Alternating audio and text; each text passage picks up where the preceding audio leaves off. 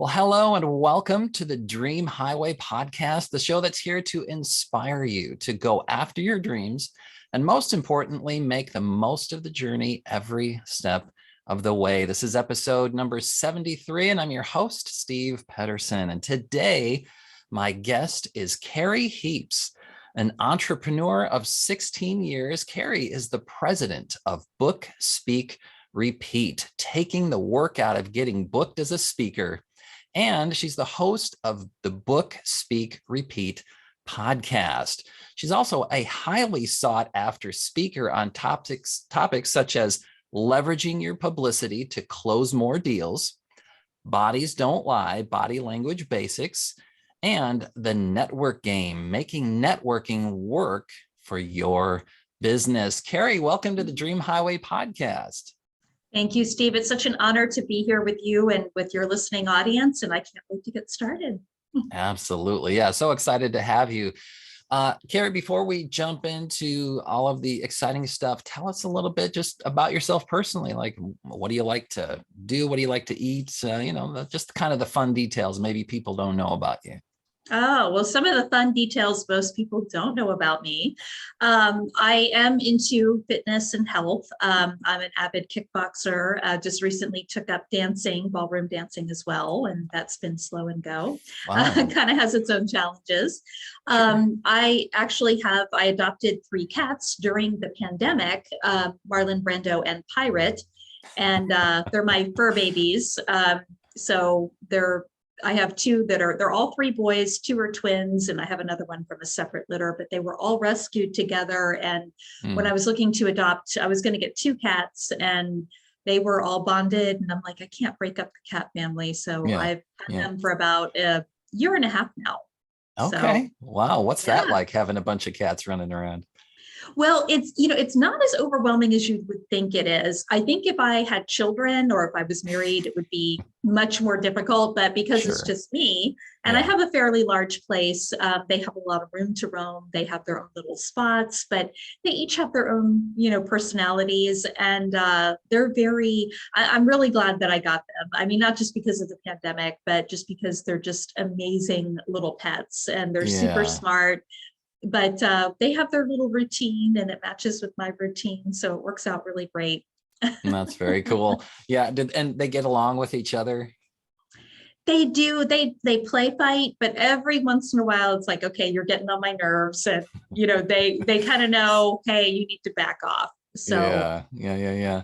That's so funny. I grew up and we had dogs all of my life. And I never thought I would like cats. And then I moved into a situation with some roommates who had a cat, and oh my gosh, I just fell in love with the cat. And it was so fun when I would walk home and the cat would be sitting in the window waiting for me and it would be all excited when I walked in. So yeah, it's great to have that companionship for sure.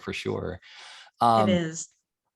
Well, so tell me a little bit about what you got going on in your life right now that you're really excited about.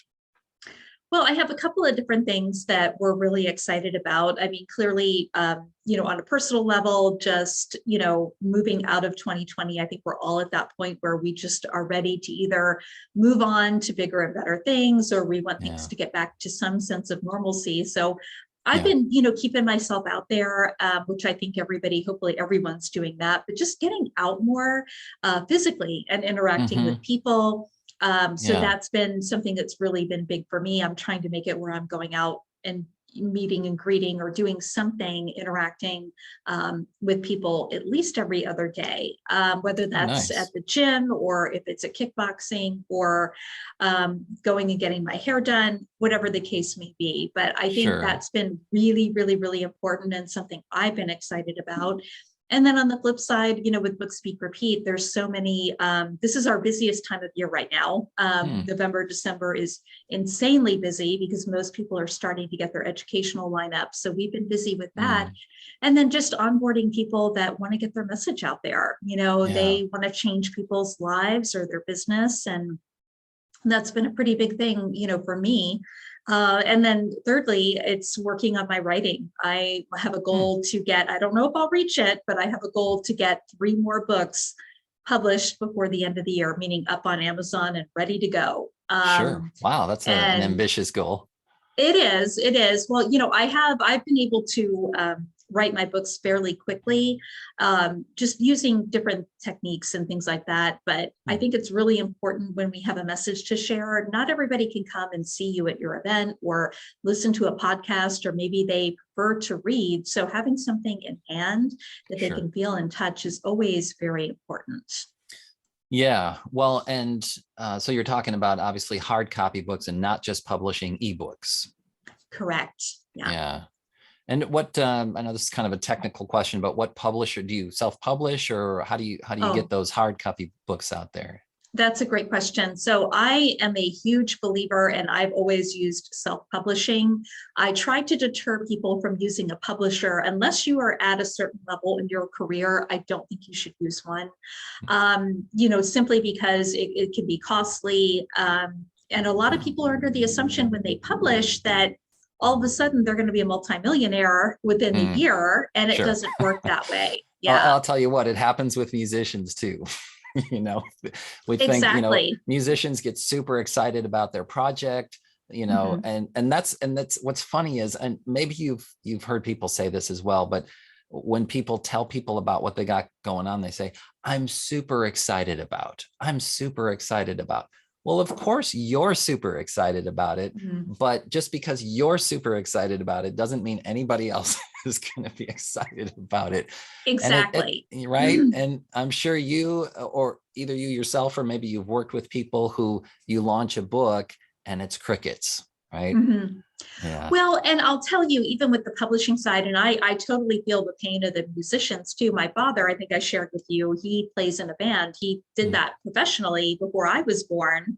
And he still loves to play music, but it was the same thing. I mean, you're more excited about your music than anybody will ever be. And it's sure. the same thing too with your book. Even that's your baby, and Yeah. everybody thinks their baby is the best looking and the best, Yeah. so it's really no different. People are not going to respond with the same type of enthusiasm you have. Yeah.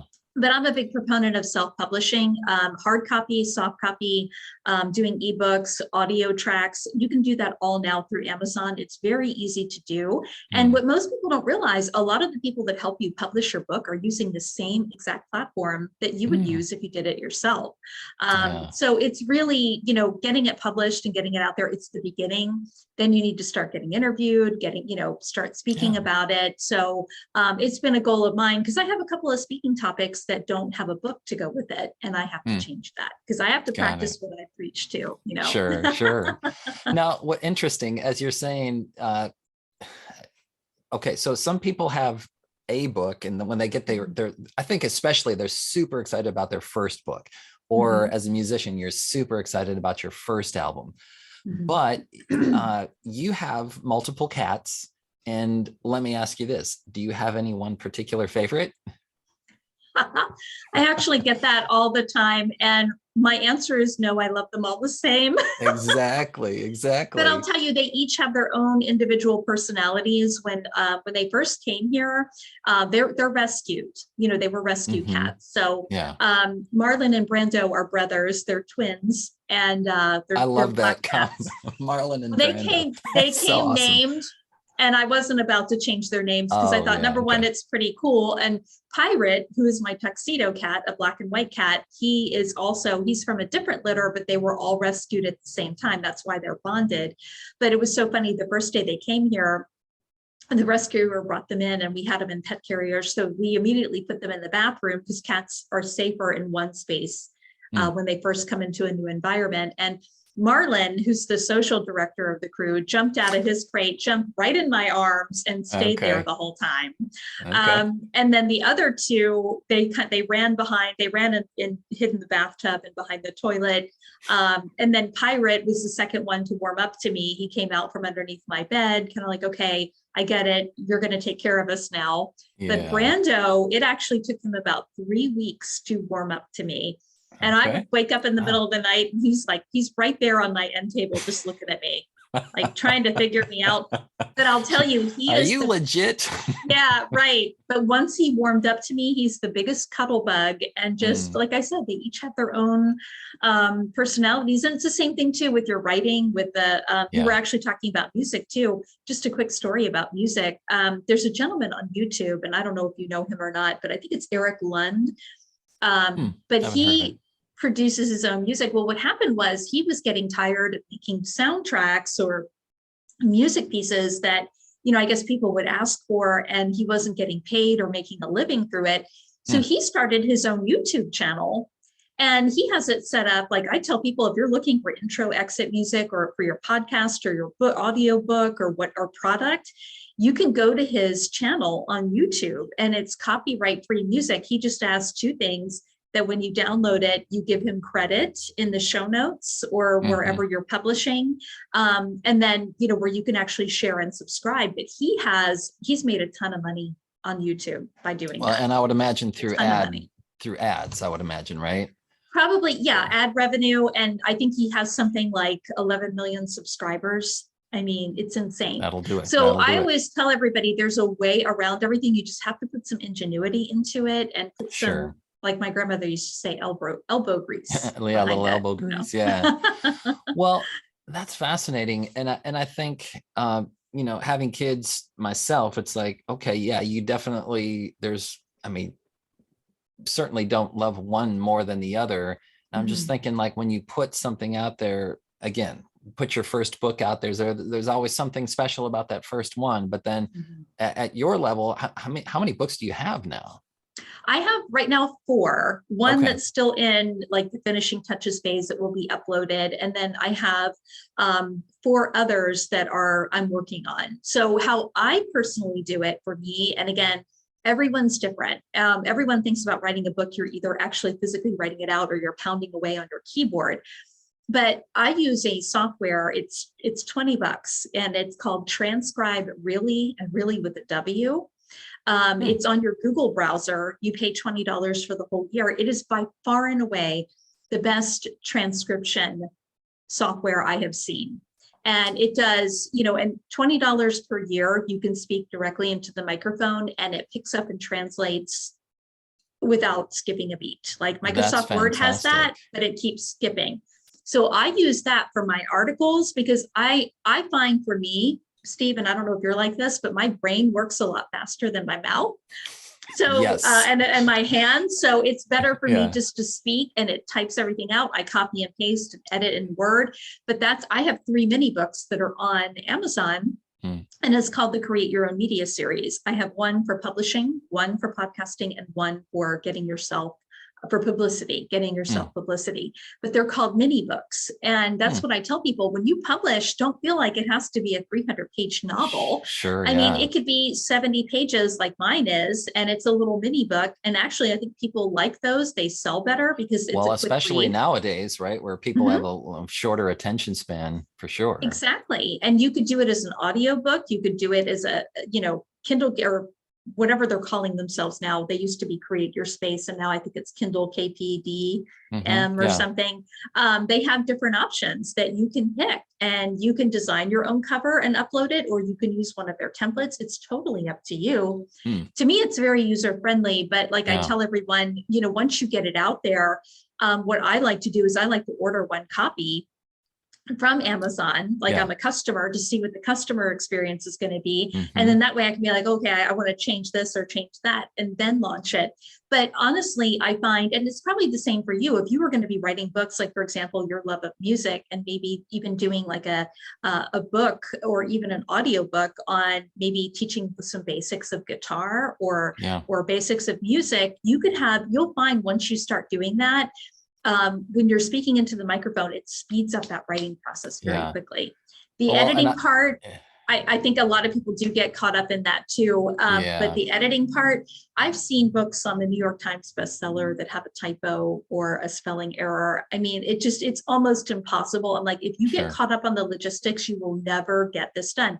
Same thing with you. If you have a music piece that you're like, oh, this is, oh wait, I want to change this. You'll never publish it. It'll just always be in edit mode. Paralysis of analysis. Well, yeah, and I'm kind of waiting for the day when there's like some sort of electrode that can hook into your brain and you don't even have to speak it. Like it just kind of, Mhm. you have, maybe it has a little ticker tape or whatever, and it just kind of prints out. You kind of carry it with you everywhere you go, and it Like what just print. Stephen Hawking had. Yeah. Yeah. Oh, is that? Yeah, I Um, didn't know that. It just kind of I well, printed I out think whatever he was thinking. I think because he was not able to speak, he had something where a computer spoke for him. I don't know exactly the logistics of it, but he Yeah, had something very similar. So we're probably not too far out from that. yeah. But in the meantime, transcribe really works out really well. So if any of your listeners are like, hey, that's the whole thing, I type too slow. No, you can speak, because Well, you're people are speaking like, to I don't, me. yeah. Well, people are like, I don't have a story to tell. And it's like, I'm like, we've been talking for the past 20 minutes. There's 3 chapters right there. You just Yeah, don't see it. You just yeah. don't see it No, that's sometimes. brilliant. We'll definitely put that in the show notes, so Cool. people can link to that. So cool. So has this been your dream your whole life to be able to do this kind of stuff, or? It's funny. It is. I mean, I am definitely, for the most part, I am living my dream. As a matter of fact, because yesterday I got one of your reminder emails and I'm like, oh yeah, I'm looking forward to the podcast. And I was in the kitchen. The weather was really overcast because we've had a lot of storms off and on because the weather is changing here in Florida. Hmm. And I was actually in the kitchen and Marlon was bugging me, like, give me some treats. And, and I looked at the clock and it was something like 2 o'clock, I think, or 2:30. And I thought, gosh, if this were like 17, 18 years ago, I would be sitting in an office right now. My cats would be by themselves. I would be doing something maybe that I liked or that, but I like dreaming of just like, this isn't me. I feel like I'm boxed in. I'm feeling Mhm. suffocated. Yeah. And I'm like, I'm so glad I do what I'm so glad I'm at the point I'm at in my life. I mean, it's sometimes I think about it and it's like I can't even formulate words around it, which is unbelievable for me because I'm Mm, a speaker. I should be able to do that. sure. But yeah, I mean, this has been to be on my own has always been a dream of mine. I grew up in Mhm. an entrepreneurial household. My father was an electrician. My mother, when I was younger, she stayed at home. And then later on, when I got a little bit older, like, 10, 11, she decided to go back to work. So my father was the one who would pick me up from school. I went to parochial school, which is now called Catholic school. Mm, mhm. But Yeah. he would pick me up from school. He was one who took me to the bus stop in the morning and would pick me up and take me home. And, if I was sick that day and somebody had to come get me, it was him. Mm, And he had that flexibility because it was his business. He was the boss. Okay, I got to go pick yeah. up my daughter. And, we had a great time during the Yeah. summers. I mean, there was nothing like it. And I was kind of a tomboy growing up, but my father he's always been into antique boats and motors. And I remember Mm, when I was younger, around, I guess maybe 8, 9, maybe, he bought a cabin cruiser, which a Chris Craft cabin mhm. cruiser. And Oh, yeah. it I'm needed familiar to with it. be, yeah, it needed to be restored. The wood needed to be polished. So he had it in one of the boat yards. We lived in Maryland at the time. Okay. And that whole summer we spent, but when I woke up in the morning, our routine was we both love junk food. My dad has a sweet tooth like me. I guess I got it from him, but we would go to the 7-Eleven. He would give me $5 because back then you could buy a lot of stuff with Oh, yeah. $5. Yeah. Yeah. Yeah. I would go in, I would get tasty cakes and just candy and potato stuff we could snack Yeah. on and have for Yeah. breakfast too. My mother always hated that. I can't believe you fed her junk in the morning. But we would go down to the boatyard, and while he was, fixing things up, I would help him. He had subscribed to all these really nice boating magazines, and I would flip through those, or I'd walk Yeah. around I mean, I just had a great time, and Yeah. most people can't. And that was a whole summer. That Yeah. wasn't a Yeah. week. That was Yeah. a whole summer. How many people can say they've had that luxury with their Yeah. children? Not Oh many. my gosh. And it's so huge. I mean, so many things you're talking about here. The Chris Craft. I grew up in Yeah. Minnesota, land of 10,000 Oh, lakes as a fisherman, yeah. with my dad. So totally familiar with the Chris Craft. Yeah. Um, and while you're talking about hanging out with your dad, he's working on the boat. My dad would be working on the car. And Mhm. I would, sit there and always at his side, trying to help out. Um, but for me as an entrepreneur and being able to work from home and being able to be there with my daughters, Oh my gosh. I mean, and I made a decision when my first daughter was born that I was never going to say no to her, in the sense of, like, if she wanted to spend time with me, of course I would say no, like if she wanted to do something dangerous or whatever. But if it was like, hey, will you play with me? I decided right from the start, I'm like, I'm never going to say no, daddy's busy, you know?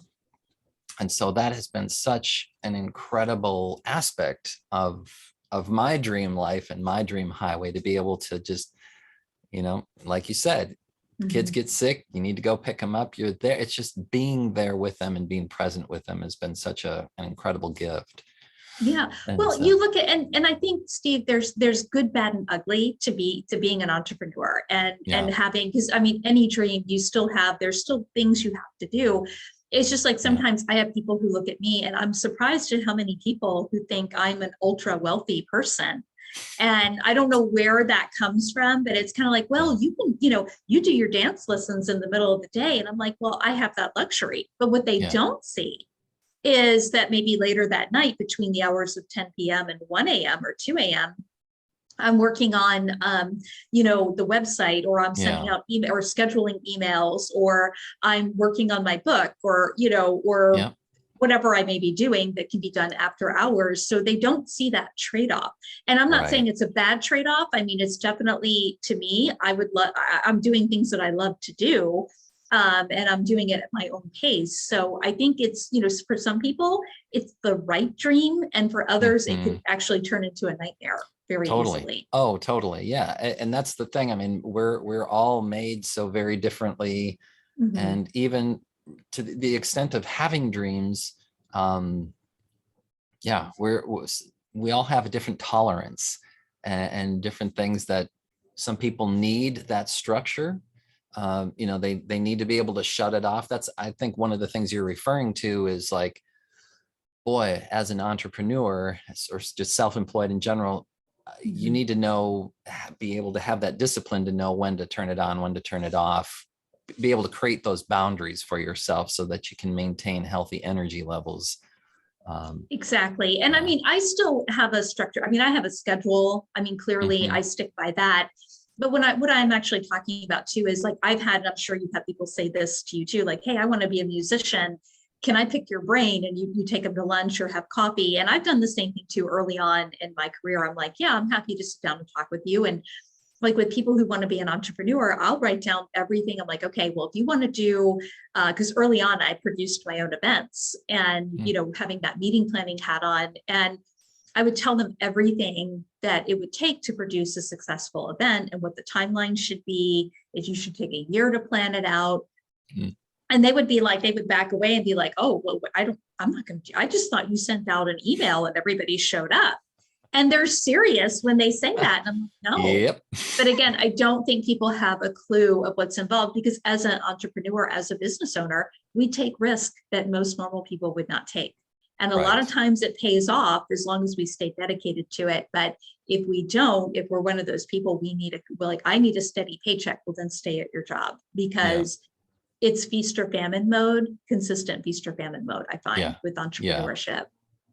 For sure. Yeah. So, and like you said, this was not something, maybe when you were younger and you had this dream of doing this, you probably were not aware of that feast or famine mode. Did you see that much? And so you're saying, like, you come from a family of entrepreneurs. Did you see that? Did you experience that growing up? I did, but I will say this for my father. My father was very good at managing the money. When he had the months that were the busiest, he knew, okay, well, we're going to need X, where we can do payroll, we can do things. He was extremely disciplined with that. Definitely more disciplined than I am, I'll be honest. But yeah, I did see where, my father went through hard times. In Maryland, business was great. When we relocated to Florida, it was for probably about 5 or 6 years growing up. There were times it's like, I wanted something and they're like, we can't afford that. We can't, you're going to have to go without. So I got a job as soon as I turned 16, I'm like, okay, I get it. I'm going to have to pay for my own things. So those lean times turned me into a very strong person. So I do not regret that at all.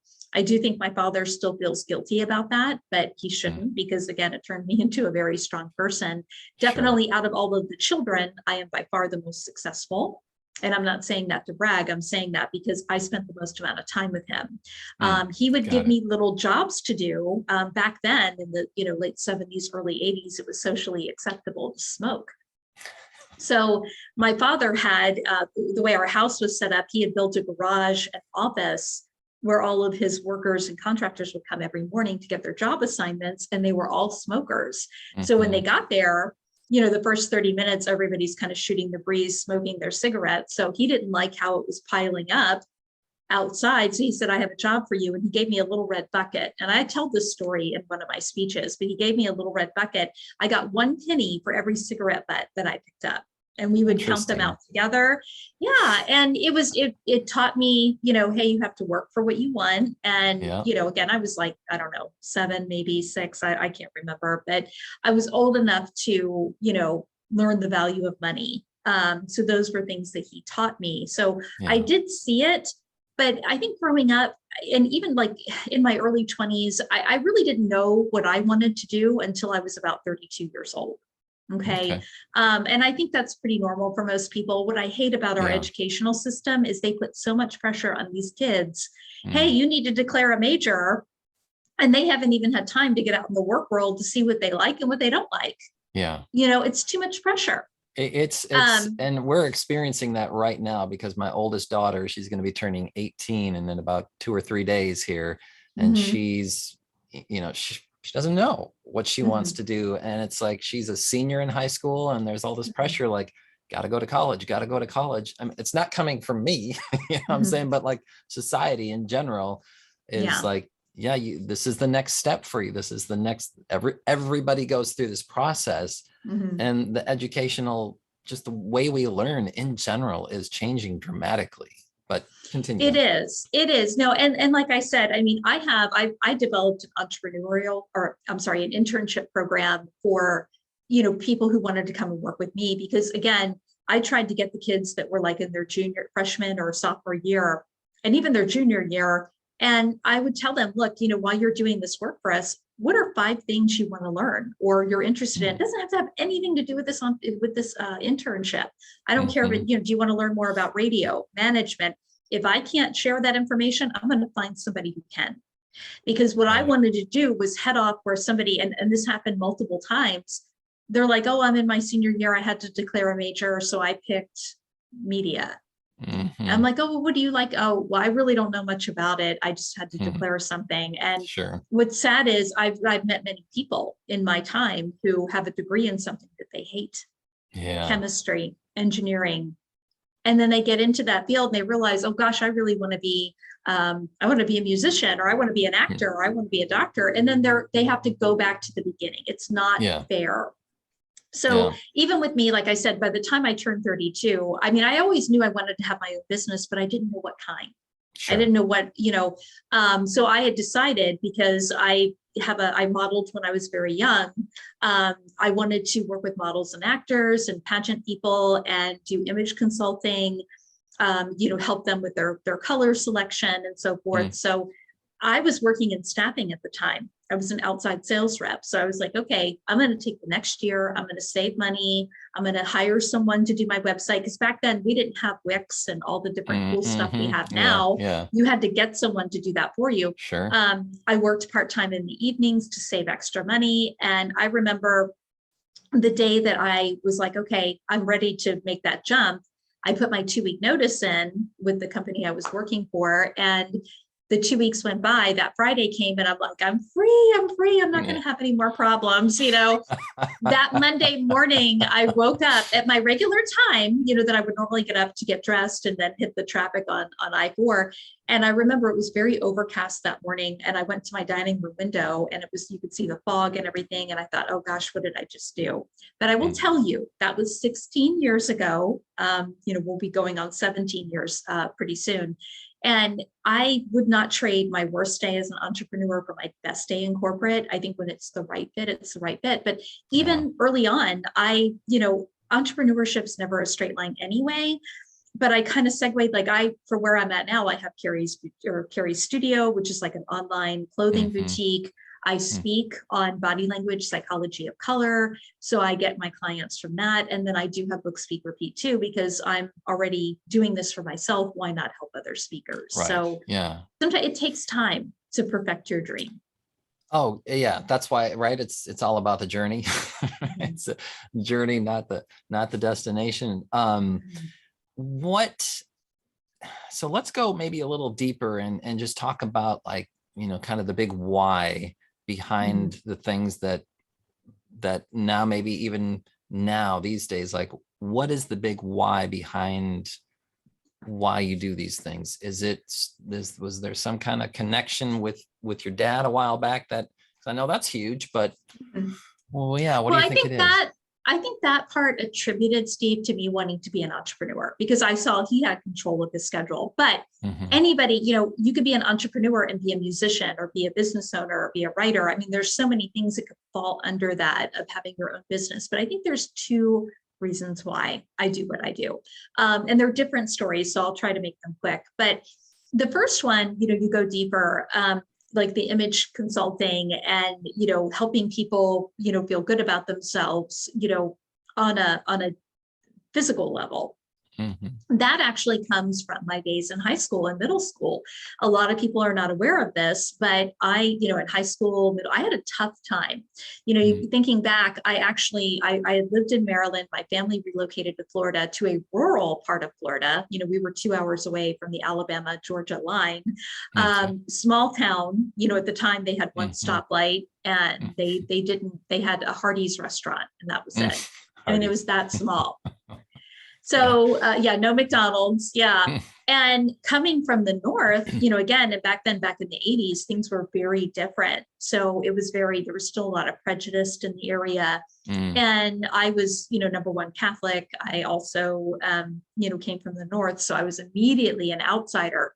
So I had a very tough time in middle school and high school. And I was actually picked on a lot. I was I did not come out of my shell until I was like in college. I didn't start to really bloom and have my looks change. So I was gawky and awkward. And like even right now, one of the things that I've been going through, and people are shocked when they hear this, but I have a social anxiety disorder. Now, I'm great on stage. I'm great with doing a podcast. I can talk in front of 100 people, 500 people, whatever, and deliver my message. But if you invited me to your daughter's birthday party, you would see I would clam up. I would retreat into my shell. You'd see a totally different part of me. Sure. And that is from how, the things that I, and back then their bullying was very rampant, just like it is today, but nobody was talking about it back then. So it really put an imprint on my life, but not a good imprint. And how I got out of my shell when I was in college, I had a lot of people who would tell me, gosh, you look like Twiggy, the model from the 60s. And I'm like, oh, okay. And I kind of figured out who Twiggy was. And I'm like, wow, she's really pretty, but I couldn't see myself like that. I'm like, I knew I looked different, but I didn't see the correlation.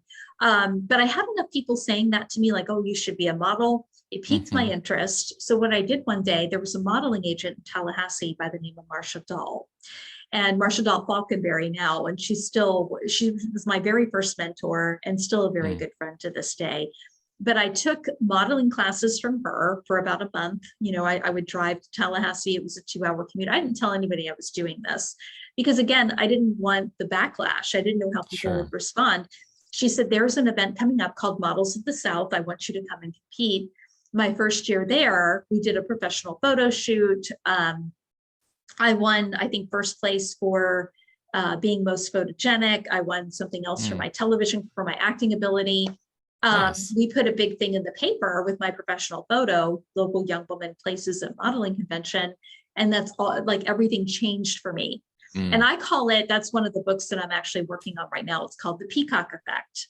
And that is something that I talk about that because, and the reason I picked the peacock is because if you ever go and see a peacock at the zoo, sometimes they have them in like public parks and everything, but the peacock is just like that. Like you bring attention to it. Oh gosh, there's a peacock, and it runs behind the tree like, get away from me. And then you give it time to kind of get used to its environment. And all of a sudden it's going to come out from the tree and it starts strutting around. And then that big fan of beautiful colors comes out. So that's what happened to me. I got in the right environment with the right people who were encouraging me, saying, look in the mirror and see what I see. Not what I saw, but what they saw. And it totally changed my perspective. And thank God that happened to me, because who knows where I'd be today had that not happened. So it really gave my self-esteem a huge boost. So that is why I'm adamant about people. I'm like, look, you need to wear the right colors, feel good about yourself, dress how you want to dress. If you like classic styles like I do and solid colors, great. If you like crazy prints and you like to really express yourself, great, do that. Do what works for you. Because if you don't feel good about you, you can't help anybody else. So that's one part of it. The second part about the speaking, and are we okay on time? Can I tell this other story? Okay, great. Yeah, please. I wanted to make sure. Before you do, I just thought it was interesting that you came from the North and you were in that, place where now you're in the South and people are giving you a hard time, but then you go to a beauty pageant or and it was, ladies of the South or whatever, like models of the South. Models of the South. Was that something sort of an internal thing that you had to get over? Like, I'm not from the South, or was that not a big deal for you? It didn't even occur to me. It was just, this is a modeling competition. There are, model and talent scouts that come from all over the world. The people that judged that pageant were from Milan, Italy. We had a few people there from Paris, the UK, a lot of people from Atlanta, and tons of people from New York and LA.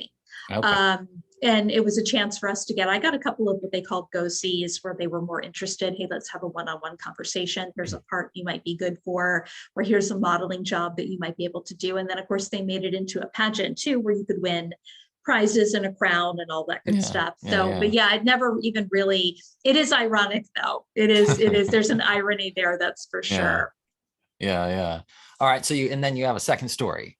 So the second story is that I'm very passionate about why I'm passionate about people getting their message out. And like, I'll have people who will come to me and say, gosh, I'd love to be a speaker, but I don't have anything to share. I'm like, actually, you do. I'm like, if you sat down and you thought about it, I don't care if you're a plumber, an electrician, a real estate agent, there are things you can speak on that can help you get additional clients and can help the other person. And then there might be the flip side of it, where you have personal stories to share or something totally unrelated to what you do for a living. And I'm like, there is someone in the audience at all times that needs to hear what you say. And you're doing the universe a disservice by not sharing your message. And I'm going to tell you what I mean. When I got back into speaking, I kind of fell into it the early years of my business. I would have people say, hey, would you come and talk to our graduating class? Because they knew I used to be a recruiter. So back then, there were more paid engagements than there were speakers. So we were being sought out. We didn't have to do any kind of marketing, where the market's flip-flop now. It's like there's more speakers than opportunities, but there's still a great way to utilize all of that. But back then, it was totally thinking different. Gold rush, right? Like everybody's heading to California for the gold rush. Exactly. And you can still mine for gold, but it's just a different way that you have to do it. You got to, again, put in a little bit of that elbow grease. But anyway, I got away from speaking for many, many years. And probably about 6 years ago, we're going on now, I told my team, I said, I'm going to get back out there and share my message. I miss speaking. And my first gut reaction was like, you got to be kidding me. This process is crazy. This is nuts, because every aspect of speaking has a different way that you do it. And once we figured out the process and I started getting booked again, I'm like, okay, this intimidated me, and I don't intimidate easily.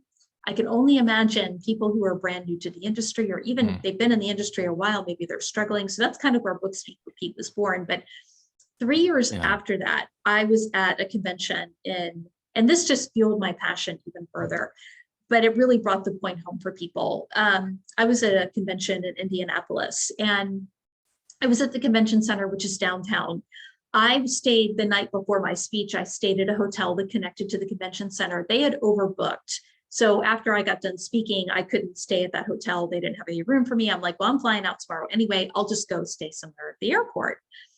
So I found another hotel that was close to the airport. It had airport transportation. I went across the street to this really nice restaurant, got a nice meal, came back, went to sleep. my flight left at like, I don't know, 7 o'clock in the morning. So I'm getting up like at 5:30, and they had shuttle times. So I'm sitting in the lobby waiting for the shuttle. The guy comes to pick me up. Now, granted, it's very cold outside. It was February in Indianapolis. And he said, "Ma'am, do you mind? I have to pick up one other person at another hotel. It's just right down the road." I'm like, "Oh, it's fine. We've got plenty of time, by all means." So we get in the shuttle, we go down, and he picks up this other woman from the hotel. For some reason, and I don't remember why, I had to get out of the shuttle bus, and I think I had to move my luggage or something. I don't remember, but she got in before me, and I was sitting next to her, and I immediately felt something wasn't right. Like, she was really, I thought, well, maybe she's nervous about her flight. She kept asking the driver, "Hey, I parked my car in long-term parking at the airport. Are you sure people are there monitoring? Like, there's an actual guard there 24/7. And he was like, "Yeah, it's manned 24/7 because the airport's always open." And she goes, "Okay, and it's pretty well lit all the time?" And he's like, "Yes." And so I just started to talk to her. I'm like, "Where are you headed?" And she said to Knoxville. And I don't want to give any more details than that, just based on her story. But I was like, "Oh, that's great." And she said, "Yeah, I'm going there to interview for a job." I'm like, "Oh, wonderful." So she starts talking and opening up more. And she said, "I spent the night last night at the hotel, but for the past couple of days, I've been at a women's shelter. My husband threatened to kill me if I left him. And I'm hoping to get away from him by moving to Knoxville." Now, most people don't know this about me either, but I am a former stalking victim. I had a guy that I dated very briefly who stalked me for going on 2 years. So I immediately knew. I was like, "You know what? This is divine intervention. I was put on this path to talk to her, to help her." So I immediately, I went into not savior mode, but I went into the mode of everything's going to be okay. And I said, Sure. "Listen," I said, "I know you don't know me, but I said, listen, I've been through a similar situation. You're going to go to Knoxville. You're going to get that job. You're going to relocate, and you're going to get your life back." And I said, "You already have control. You just don't know it." I said, "The fact that you're on your way to the airport and he doesn't know where you're at, he has lost control and you have it. You just don't see it yet." Yeah. And she's like, "You're right." And I said, "When you get there," I said, "I want you to promise me one thing. When you you find a place, you have your job and you're getting settled, I want you to go and I want you to take a self-defense class. I don't care if it's Krav Maga, karate, Taekwondo, Muay Thai, I don't care. Right. Take something." I said, "That is going to help you get stronger physically, mentally, and you will be able to defend yourself should you need to." But I said, "Your life is about to change, and it's going to change for the better." I said, "The worst is behind you." So I said, "I don't want you to worry anymore." Now, she had to fly out on Delta, so we had to pull over. So see, I had to get out to let her out. Okay. And I said, "Look, you're going to be okay." But I said, "I know you, again, you don't know me, but can I give you a hug?" And she said, "Yes." And Steve, she collapsed in my arms. I could feel her rib cage in her back. And I look at it, what if I hadn't, granted, she wasn't in my audience, but what if I had said to the wastewater treatment people, "You know what? I'm sick of you guys paying me only $700 to come and speak. I'm not coming this year." What if I had done that? What if I had not stayed, had maybe switched hotels or whatever, but I stayed somewhere else? Or what if I would have said no to that opportunity? That was somebody I was meant to help that needed to hear my message, not the one I was talking on, but a different one. What if I had not been there and she was sitting, with someone else who didn't talk to her or made her even more nervous and didn't help? Now, to this day, I always wonder what happened to her. Now, in my mind and where I go with it is that she went there, she got a great job, she's happy, and she has someone in her life that loves, respects, and protects her. But that's why I tell people, this is why you need to get out there. And maybe people think, well, that's a drastic example. But again, it is in a way, but in another way, it isn't. Because what if you talk on accounting, on tax, tax auditing or whatever, and there's someone in that audience that is like, this is kind of like my last hope. I'm going to file bankruptcy. I'm going to shut the business down. But you share advice with them that turns everything around. Yeah. You may Yeah. never Yeah. know that. We don't know the ripple effect that we have of our actions and where we go. That's why I tell people, when you don't get out there and promote yourself, you pass up that podcast opportunity because you're caught up in how many listeners they may have, or Mm, you pass up that speaking opportunity because they weren't going to pay you. How many people did you miss out on not only helping, but people who could help you too? yeah. Oh It's my such, it's gosh. a ripple effect. Yeah. Those are the two stories I share of why I do what I do and why it's so important. Yeah. And Kerry, that's so huge because well, first of all, thank you for sharing that story. I think um, what's coming to my mind is that, obviously if that's people's route, yes, become an author, become a speaker, but sharing your message doesn't need to necessarily be just for people that speak on stages or speak on podcasts. What you're saying is that every single human being has a story, a relatable story. There's no, the thing that's coming to my mind is when my girls were little, they used to watch these Barbie movies. Mhm. And there was one where there was the youngest daughter, and her, the whole, message there was, no person is too small, no message is too small, no person is too insignificant to, Mhm. make a difference. And yeah, so just believing that whatever we have, whatever our story is, like I said, Mhm. whether we're on a stage or on a podcast or writing books, we have a story to share, and just opening up and being real, Mhm. and doing it while you're wearing the clothes that you want to wear. Right. Exactly. Well, like I said, it could be the person in the elevator next to you. You may check into the hotel, go down to the bar to get something to eat. The person sitting beside you needs to hear something that you have to say. Never discount that. Yeah. I have had people who have became my clients that I was sitting next to on the plane, or that I Mm, met at the airport, or that I met while we're in the train. I've had an mhm. Uber driver. Oh gosh, I really want to write a book. Here's my card. Will he ever Yeah, call me at some point? Maybe. And it's not that's our primary thing, but I have sure. information on here's how to do it and do it easily Yeah. and quickly. Don't complicate the process. But logistically, we never know. I feel that we're all here for a purpose. And it's like, Mhm. use your gifts for the greater good too. The more people you help, and a gentleman I've interviewed a couple of times, Bob Berg, he says this all the time, and I'll probably screw this up, but it's something about the amount of people you help is direct proportionate to the value, meaning, the amount of money Mhm. you're making is going to be directly proportionate as to how many people that you are. And not saying that you have to go out there and do volunteer work, but the ripple effect. Don't feel like every Mhm. single person you're talking to has to be a closed deal, or has to there Right. you have to get something out of it. You may get something out of it, but it could be 3 years from now. It could be Yeah. 10 years. It could, you never know where that's going to come back around. Yeah. Yeah. Yeah. Oh, I love this story. I love it. I love it. And yeah, the whole message of the ripple effect. Maybe that's what we'll call this episode. The ripple effect. And the Um, ripple effect too, it's also helping them achieve their dreams, because again, I think the better people are in a better frame of mind, they can see clearly of, oh, this is what I really want to do. This is the mm, dream life I want to have. Because, mhm, and I think you would agree with this, Steve, you're not going to have and live your dream life if you're constantly in disarray or mm. not clear thinking. You're not going to be able to accomplish that. Yeah. And you won't be able to No. help other people either. Yeah. No, for sure. Yeah. That's that would be what I call an energy killer. Right. Mhm. Exactly. And energy, I have a song, energy is everything. And Mhm. yeah, so excellent, excellent. Let me ask you this.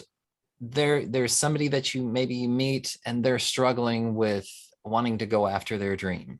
Maybe they Mhm. have a dream, but they just don't think they can do it. Um, what would you say to somebody in that situation?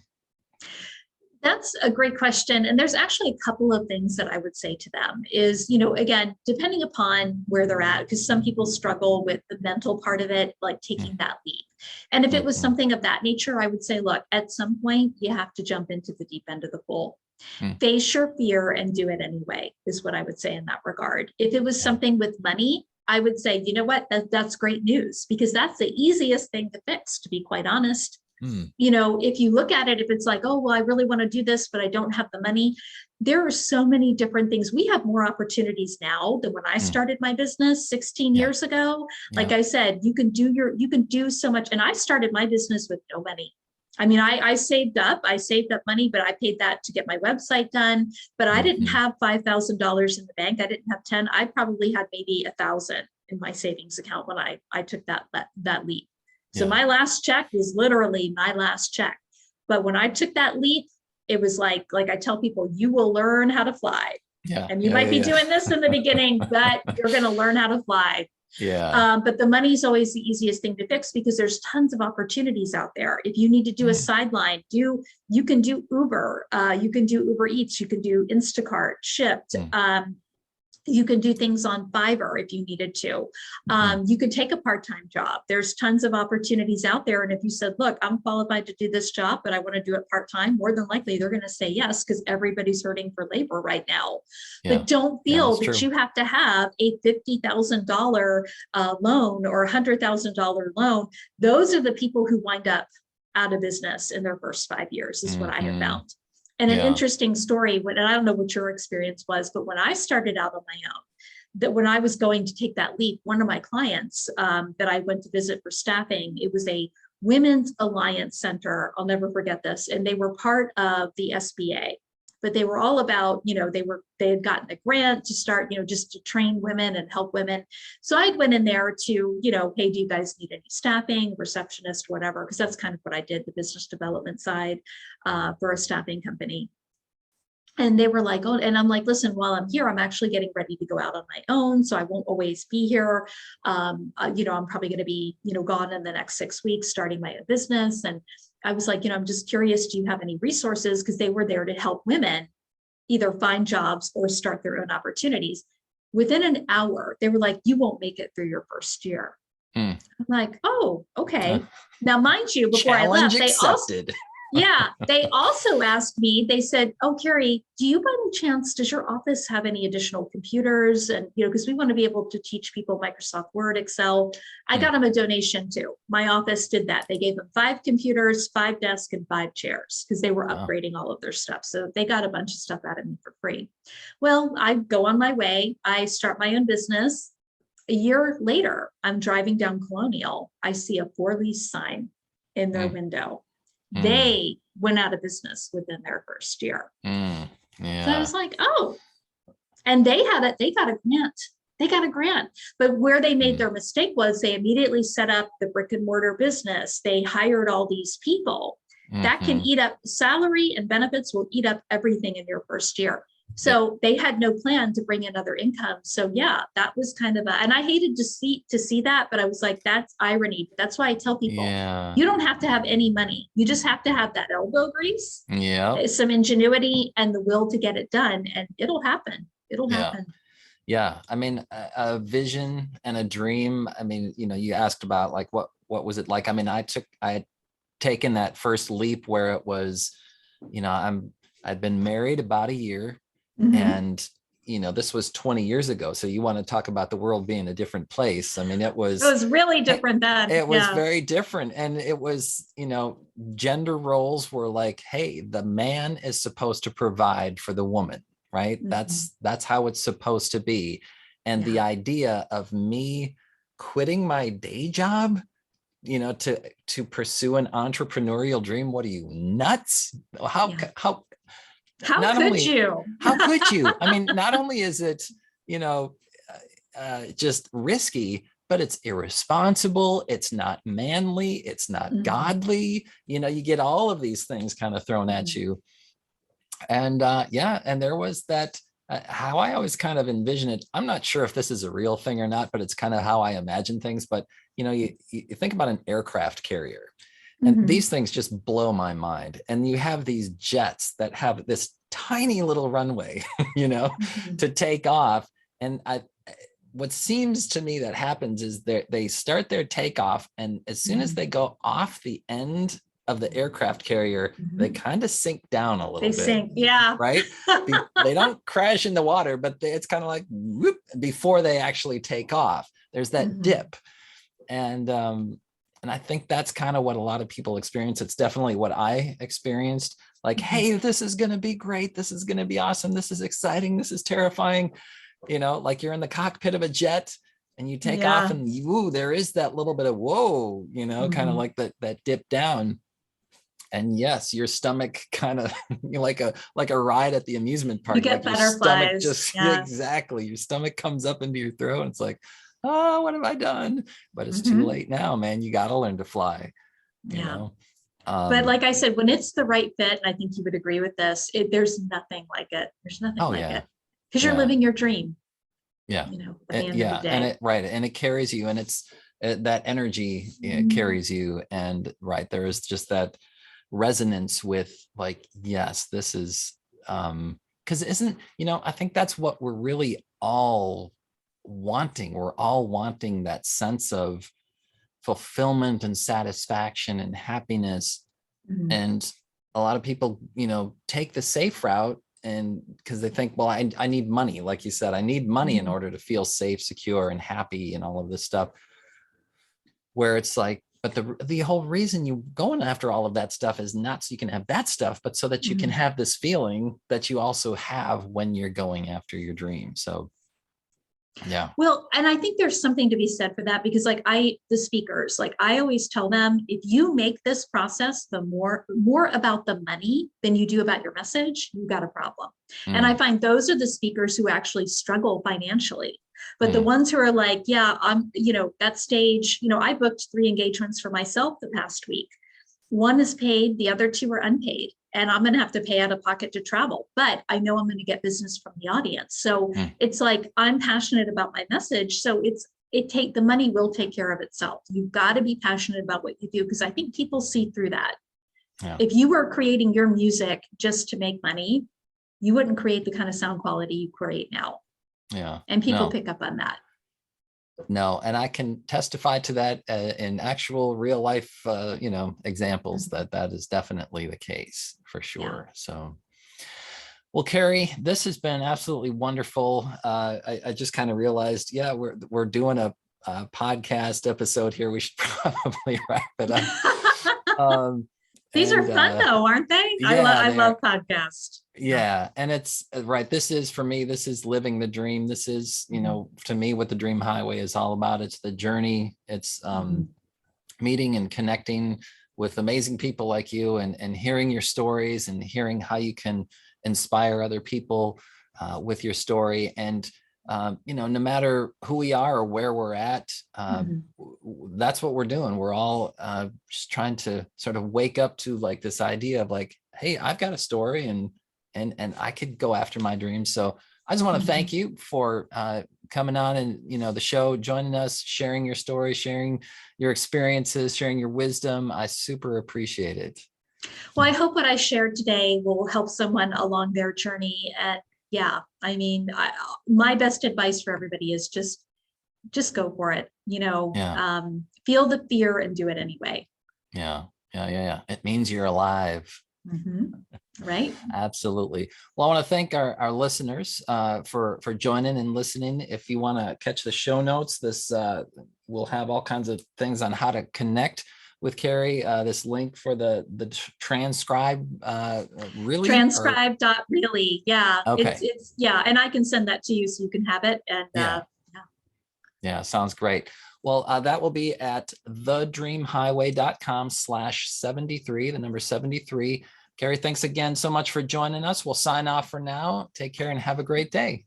Thank you. You as well.